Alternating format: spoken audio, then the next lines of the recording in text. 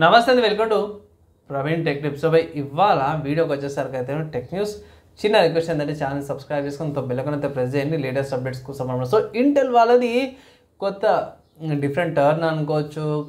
ఓఎస్కి సంబంధించిన అప్డేట్ వచ్చింది, ఒక మంచి గేమ్కి సంబంధించిన అప్డేట్ అన్నమాట, ఫ్రీ టు ప్లే అనమాట ఇది. అండ్ దాని తర్వాత జియోకి సంబంధించిన ఇంకొక అప్డేట్ కూడా వచ్చింది. బై వీడియో స్టార్ట్ చేసేద్దాం. చిన్న రిక్వెస్ట్ ఏంటంటే ఛానల్ సబ్స్క్రైబ్ చేసుకొని లేటెస్ట్ అప్డేట్స్ కోసం. సో బై ఫస్ట్ నుంచి చూసుకుంటే ఐక్యూ నుంచి అన్నమాట. So iQOO Z9 Pro smart phone అవుతుందో ఇండియన్ BIS వెబ్సైట్లో కన్ఫర్మ్ అయిపోయింది. కెమెరాకి సంబంధించిన కొన్ని స్పెసిఫికేషన్స్ అయితే బయటపడ్డాయి. సో దీంట్లో చూసుకుంటే మాత్రము అది ఏమంటారు 12.5 మెగాపిక్సెల్ సెన్సార్తో పాటు వస్తుంది అనేసి అయితే అంటున్నారు అన్నమాట బై. అండ్ వేరే వేరే టెక్నికల్ సైడ్ వెళ్ళారు బై. సో అది పక్కకు పెట్టేస్తే ఇక్కడ స్మార్ట్ ఫోన్కి సంబంధించి ఓఎస్ కెమెరా అయితే వస్తుంది, FE5 డేటాబేస్ అనేసి అయితే కొందరు అంటారు. సో ఇక్కడ ఒక కన్ఫర్మ్ అయిపోయిందంటే స్టిల్ ఇప్పటికీ మీడియాటెక్ డైమెన్సిటీ 9300+ ప్రాసెసర్తో పాటు వస్తుంది అనేసి అయితే అంటారు. సో చూద్దాం, Z9 Pro అయితే జర బాగానే ఉంటుంది బై. సో BIS సర్టిఫికేట్లు వచ్చిందంటే నెక్స్ట్ మంత్ లోపల అయితే ఈజీగా లాంచ్ అయిపోతుంది. తర్వాత బై నెక్స్ట్ చూసుకుని జియో నుంచి అన్నమాట. సో జియో ట్యాక్స్ ఎయిర్ ఏదైతే ఉందో మనకు అందరికి తెలిసిందే, లాస్ట్ టైం కూడా లాంచ్ అయిపోయింది. కానీ ఇప్పుడు ఏంటంటే ఇది అమెజాన్లో కూడా అవైలబుల్ ఉంది 1500కి. ఆబ్వియస్గా ₹1 ఆఫర్ అయితే తగ్గించారు, కానీ నేనైతే 1500 అంటాను బై. ఒకవేళ గిట్లా మీరు చెక్ చేసుకోవాలంటే బై చెక్ అయితే చేసుకోవచ్చు అనమాట.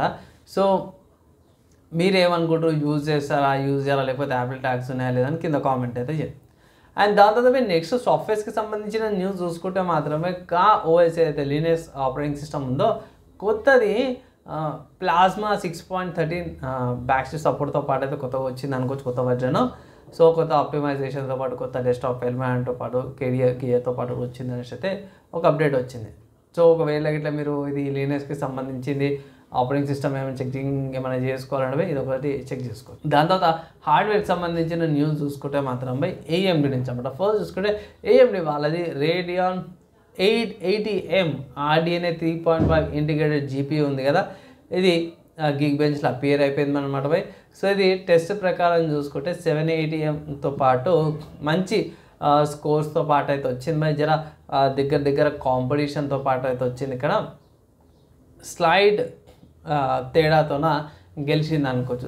సో ఇక్కడ స్కోర్స్ చూసుకుంటే రేడియం 780M అంటే లాస్ట్ ఇయర్ రిలీజ్ అయింది 30,151 ఉంటే 880 అంటే ఈ ఇయర్ వచ్చింది మాత్రం 30,521 అంటే దగ్గర 450-470 చేంజ్ తేడా అనమాట. సో స్లైట్ పర్ఫార్మెన్స్ డిఫరెన్స్ అయితే వస్తుందన్నమాట. సో రెండు కూడా దగ్గర నెక్ టు నెక్ పర్ఫార్మెన్స్ అయితే ప్రొవైడ్ చేస్తున్నారు అనుకోవచ్చు. అండ్ దాని తర్వాత నెక్స్ట్ చూసుకుంటే ఇంటెల్ వాళ్ళ నుంచి అనమాట. సో ఇంటెల్ వాళ్ళది 14th జనరేషన్కి సంబంధించిన కొత్త స్క్యూని అయితే అప్డేట్ చేశారు అన్నమాట. సో ఇలా 1491KE అనమాట. సో దీంట్లో ఓన్లీ పర్ఫార్మెన్స్ కోర్సే వస్తున్నాయి బై, ఎఫిషియన్సీ కోర్స్ని అయితే తీసేసారు. ఇక్కడ నాకు వచ్చిన అప్డేట్ ప్రకారం చూసుకుంటే ఇక్కడ మన వాళ్ళు కూడా మెన్షన్ చేస్తారు ఏంటంటే ఇది ఎంబెడెడ్ అనేసి అయితే అంటారు అన్నమాట, KE సిరీస్కి వచ్చేసరికి. సో ఇది ఎంబెడెడ్ సిస్టమ్స్లోనే వస్తుంది, లైక్ మినీ పీసెస్ ఉంటాయి దాంట్లోనే వస్తుంది అనేసి అయితే అంటారు. ఇక్కడ తక్కువ పవర్ చూసుకుంటే 65 వాట్స్ ఉంది, తర్వాత 125 వాట్స్ పవర్ కన్జంప్షన్తో పాటు వస్తున్నాయి. అండ్ ఇక్కడ ప్రాసెసర్ చూసుకుంటే i5 వేరియంట్ ఉంది, 6 కోర్ 12 థ్రెడ్స్తో పాటు i5 సిరీస్ ఉంది.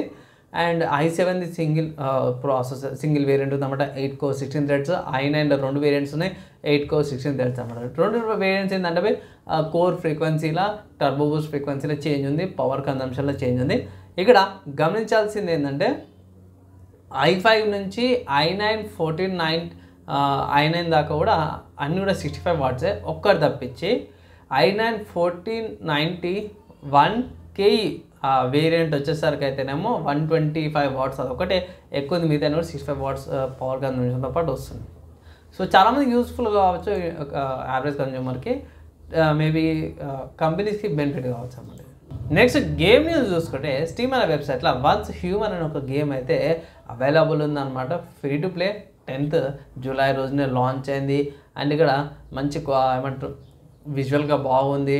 అండ్ ఎక్కువ స్పెసిఫికేషన్స్ కూడా అవసరం లేదు, ఏంటంటే స్టోరేజ్ ఎక్కువ కాలం 55 GB స్టోరేజ్ అవసరం ఉంది. Windows ten compulsory DirectX level 8 GB RAM ఉంటే ఈజీగా గేమ్ అయితే ఆడొచ్చు భయ్. సో నేను ఒకసారి ఆడైతే చూస్తాను, గేమ్ ప్లే ఎలా ఉంటుంది, మిగతా ఎలా ఉంటుంది సపరేట్ ఇంకో వీడియో అయితే చేస్తాను, దానికోసం అయితే వెయిట్ చేయండి. అండ్ ఇవి ఇవాళ టెక్నిక్స్ అండ్ గేమ్స్ సపరేట్ ఎలా అనిపించింది, యూస్ఫుల్ అయిందా లేదా, మీ ఒపీనియన్ కింద కామెంట్ చేయండి. ఈ వీడియోకి అయితే నెక్స్ట్ వేళ కలుసుకుందాం.